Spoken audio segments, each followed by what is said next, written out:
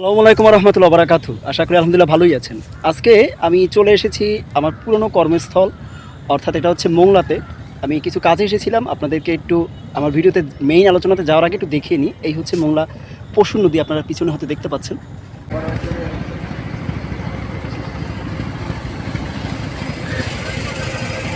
এবং এই জায়গাটা, যে জায়গাটা আপনারা দেখতে পাচ্ছেন, এই জায়গাতে অনেক স্মৃতি আছে আমার।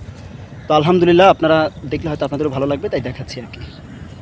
তো ঠিক আছে, এবার একটু শুরু করি আমাদের মেইন আলোচনা, যে আলোচনা মূলত যে আলোচনার জন্য এখানে কথা বলতে আসা। একটু দেখুন, আপনারা নিশ্চয়ই জানেন যে আমাদের নিজ জেলা বা উপজেলা, বা আপনাদের নিজ জেলা বা উপজেলাতেও কিন্তু অনেকগুলো ভালো ভালো পদে বিভিন্ন গ্রেডে চাকরি আছে। এবং আপনারা আমাকে অনেকেই মেসেজ করেছেন যে স্যার, এই নিজ উপজেলা বা জেলার ভিতরে যেসব ভালো ভালো চাকরিগুলো আছে, সেই চাকরিগুলো বিষয়ে যদি একটু বলতেন, যেগুলো কোনগুলো, সেগুলো মূলত বলতেই আমার এখানে আসা।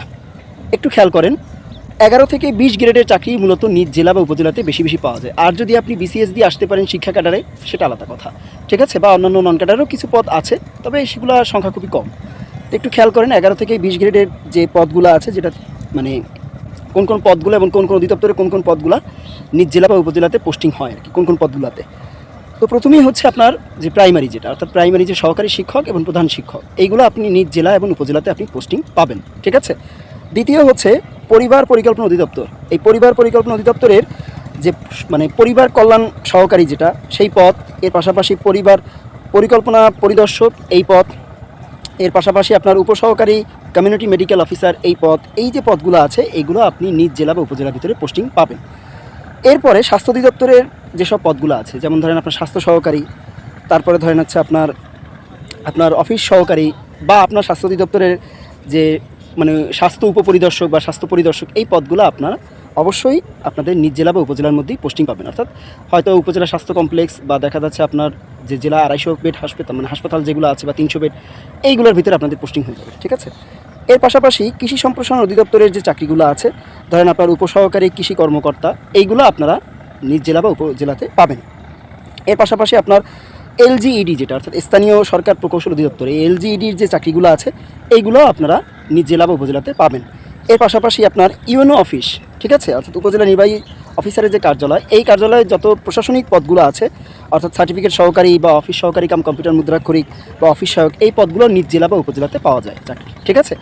এর পাশাপাশি উপজেলার সমাজসেবা যুব উন্নয়ন অধিদপ্তর বা মহিলা বিষয়ক যে অধিদপ্তর আছে, এর যে চাকরিগুলো আছে, সেই চাকরিগুলো যদি আপনার নিজ জেলা বা উপজেলাতে যদি এর অধিদপ্তর থেকে থাকে, বা এর যদি অফিস থেকে থাকে, তাহলে সেখানেও আপনারা পেয়ে যাবেন, ঠিক আছে। জানেন সমাজসেবার যে চাকরি, বিশেষ করে ইউনিয়ন সমাজকর্মী, তারপর ধরেন আপনার ফিল্ড সুপারভাইজার বা ক্রেডিট সুপারভাইজার, অর্থাৎ ওই যে যুব উন্নয়ন অধিদপ্তরের, ঠিক আছে, যেটাকে বর্তমানে বলা হয় আপনার উপজেলা সহকারী যুব উন্নয়ন কর্মকর্তা, তো বা সহকারী উপজেলা যুব উন্নয়ন কর্মকর্তা, এই যে পদগুলো, এইগুলো হচ্ছে আপনার জেলা বা উপজেলা পর্যায়ে চাকরি হয়, ঠিক আছে। এর পাশাপাশি আরও কিছু ভালো ভালো চাকরি আছে, যেমন আপনার যে জজ কোর্ট বা ধরেন ডিসি অফিস, ঠিক আছে, এই অফিসের যত পদগুলো দেখেন মোটামুটিভাবে, অর্থাৎ 16 থেকে 20 গ্রেডের ভিতরে, বা 14 থেকে 20 গ্রেড, এগুলো আপনার নিজ জেলা বা উপজেলাতেই হবে। এর পাশাপাশি আপনার জেলা পুলিশ বা এসপি অফিস, এখানে যেসব পদগুলো আছে, বেসামরিক যেসব পদ, অর্থাৎ আপনার কম্পিউটার অপারেটর, অফিস সহকারী, ড্রাইভার বা কনস্টেবল, এইসব পদগুলো আপনারা চাকরি এখানেই পাবেন, ঠিক আছে, অর্থাৎ আপনাদের নিজ জেলা বা উপজেলাতে। এর পাশাপাশি জেলা প্রাণী সম্পদ ও মৎস্য অধিদপ্তরের যে চাকরিগুলো আছে, সেই চাকরিগুলো আপনারা এখানে পাবেন আপনাদের নিজ জেলা বা উপজেলায়।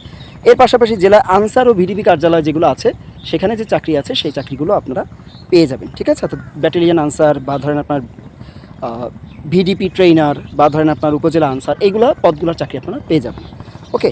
এর পাশাপাশি আরেকটা কথা বলে রাখা দরকার, এগুলা এখানে নাই, আমি আমার মতো করে আমি নোট করে আনিনি, কিন্তু এটা আমি মুখে আপনাকে বলে দিচ্ছি। তা হচ্ছে এই যে আপনাদের যে সিজিএ অফিসের যে আপনার চাকরিটা, এই সিজিএ অফিসের যে জুনিয়র অডিটর বা অডিটর, এই চাকরিগুলোও কিন্তু নিজ জেলা বা উপজেলাতে পোস্টিং হয়। এটা যে সবসময় 100% হয় তা নয়, যদি আপনার মেধা তালিকা খুব ভালো থাকে, তাহলে আপনাকে জেলা বা উপজেলাতে চাকরি দিয়ে দিবে, ঠিক আছে। তার মানে যদি আপনি এই পদেও পরীক্ষা দিয়ে আসতে পারেন, আলহামদুলিল্লাহ আপনার চাকরি হয়ে যাবে নিজ জেলা বা উপজেলাতে। অনেকেই এরকম চাকরি করতেছেন এজি অফিস বা সিজিএ অফিসে, সো এটা নতুন কোনো কিছু নয়। তো আলহামদুলিল্লাহ এরপরও আরও অনেক অনেক পদ আছে, বাট আমি যেগুলো সবচেয়ে জরুরি সেগুলো আপনাদেরকে বললাম। তো ভালো করে যদি পড়াশোনা করেন, আপনার বাড়ির কাছে বসেই একেবারে সরকারি চাকরি, ভিআইপি চাকরিগুলোই আপনারা করতে পারবেন, ঠিক আছে। প্রশাসনিক পদ থেকে শুরু করে 11 থেকে 20 গ্রেডের ভিতরে অনেক অনেক ভালো পদেই চাকরি করতে পারবেন। তো ভালো থাকবেন, কথা হবে অন্য কোনো জায়গা থেকে। আমি এবং এই পশুর নদী বা এই যে মোংলা পোর্ট, এই পোর্ট থেকে আপনাদেরকে বিদায় জানাচ্ছি। আল্লাহ হাফেজ, আসসালামু আলাইকুম ওয়া রাহমাতুল্লাহি ওয়া বারাকাতুহু।